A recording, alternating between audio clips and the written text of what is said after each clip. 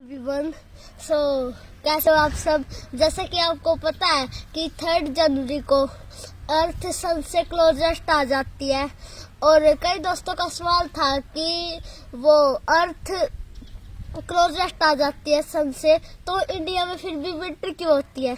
तो मैं बता दूं कि अर्थ क्लोजेस्ट आती है सन के, ना कि इंडिया। जैसे कि ये ग्लोब में देख लेते हैं हम, इंडिया यहाँ पे है, अर्थ का एक्सिस है जो वो 23.5 डिग्री टिल्ट हो जाता है और ये सन है, ये इंडिया की पोजीशन ऐसी रहती है।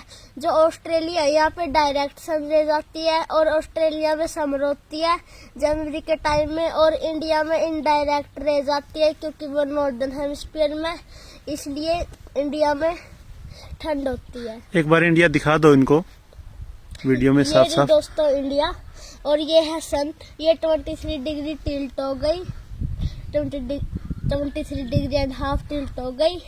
और यहाँ पे ऑस्ट्रेलिया में डायरेक्ट जैसे इक्वेटर में लगती है गर्मियों में, वैसे ही डायरेक्ट लगते हैं ऑस्ट्रेलिया में भी। और गर्मियों में जो सूरज है हमारा वो बिल्कुल हमारे पास रहता है। हाँ, नहीं पास नहीं रहता, दूर हो जाता है वो तो। गर्मियों में सूरज जो अर्थ के दूर हो जाता है। हाँ। लेकिन हमारे यहाँ गर्मी क्यों होती है, हमारे पास रहता है। मैं बता देता हूँ आपको। गर्मियों में अर्थ अब यहाँ पे है, सर्दियों में फिर घूमते घूमते रेवोल्यूशन करते यहाँ पे आ जाती है और ये सन होता है, ये टिल्ट हो जाती है। तो अब इंडिया पे डायरेक्ट सन रेज पड़ रही है और ऑस्ट्रेलिया पे नहीं पड़ रही, तब कि ऑस्ट्रेलिया में ठंड होती है जून के टाइम में, जुलाई के टाइम में, और इंडिया में गर्मी होती है जुलाई। तो आप बताना चाहते हैं कि जो बेशक दूरी बेशक हो वो सामने होती है तो ज्यादा डायरेक्ट सनरेज मिलनी चाहिए किसी भी पर्टिकुलर जगह पे। ओके। और एक सवाल और आया था हमारे कुछ दोस्तों का, वो कह रहे थे कि जो हमारा स्पेस है, हाँ। सूरज तो उसके अंदर है ना, स्पेस के अंदर। हाँ। तो वहां पे गर्मी क्यों नहीं होती, वो ठंडा क्यों है, जबकि धरती है जो हमारी वो गर्म हो जाती है सूरज की किरणों से ही। देखो, स्पेस में वैक्यूम होता है और उसे कोई भी मीडियम नहीं मिल पाता जैसे ट्रैवल करने का हीट 3 टाइप्स में ट्रैवल होती है, कन्वेक्शन, कंडक्शन और रेडिएशन में वो वेव बन के आती है हीट, जैसे हमारे इंडिया में अर्थ पे आती है रे की फॉर्म में। ओके। और कन्वेक्शन में कोई भी मीडियम चाहिए होता है उसको, वाटर, सॉलिड वगैरह, गैस वगैरह जैसे।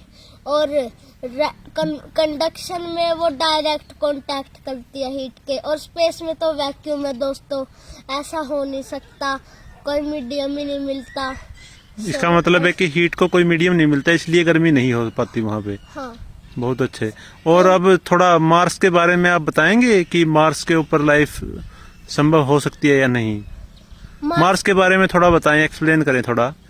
मार्स सन से 4th प्लैनेट है मार्स, और मार्स पे लाइफ टेराफॉर्म की जा सकती है। Terraform means? टेराफॉर्म मतलब अर्थ के जैसे हैबिटेबल जोन।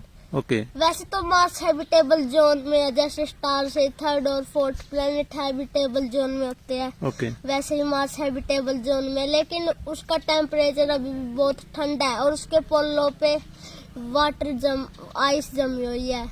अगर उसको हम मेल्ट कर दे, वार्म कर दे मार्स का टेम्परेचर, तो वो आइस मेल्ट हो सकती है और वाटर की फॉर्म में हो सकती है। ओके। एलोन मस्क ने, आपको तो पता ही है, दुनिया का रिचेस्ट पर्सन है वो एलोन मस्क, उसने 2 तरीके बताए थे मार्स की लाइफ पे टेराफॉर्म करने के। एक तो है कि हम वहाँ पे न्यूक्लियर एक्सप्लोजन कर दे, और दूसरा है हम ग्रीन हाउस गैसेस से कर दे। ग्रीन हाउस गैसेस वाला बहुत ही स्लो प्रोसेस है और न्यूक्लियर एक्सप्लोजन वाला बहुत ही फास्ट है। अगर हम न्यूक्लियर एक्सप्लोज कर देंगे तो उसकी रेडिएशन फैल जाएगी। इसके एक साइड इफेक्ट भी है।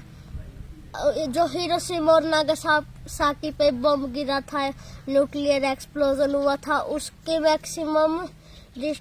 मैक्सिमम वो तबाही, हाँ। वो 60 डेज तक हुई थी और उसके साथ आफ्टर इफेक्ट्स 5 ईयर तक देखने को मिले थे। ओके और मार्स पे तो कोई एटमॉस्फेयर ही नहीं है, उस पे तो 10 को डिकेड्स लग जाएंगे ओके न्यूक्लियर वेपर की रेडिएशन होने से। ओके इसका मतलब वो हमको खुद अपने आप ही हार्म करता है, अपने आप ही नुकसान करते हैं हम न्यूक्लियर वेपन। ओके, तो स्लो प्रोसेस क्या रहेगी? Slow process green house gases, उससे क्या होगा? उससे ग्रीन हाउस गैसेस जैसे कार्बन डाइऑक्साइड ये भी नहीं रहेगी अच्छी। वैसे वार्म करने के लिए तो होएगी, वैसे नहीं होएगी क्योंकि कार्बन डाइऑक्साइड में से। ओके वैसे हम अगर हमको मेथड मिल गया कार्बन डाइऑक्साइड में से ऑक्सीजन निकालने का तो हम कर भी सकते हैं। ओके, उससे क्या होगा फिर?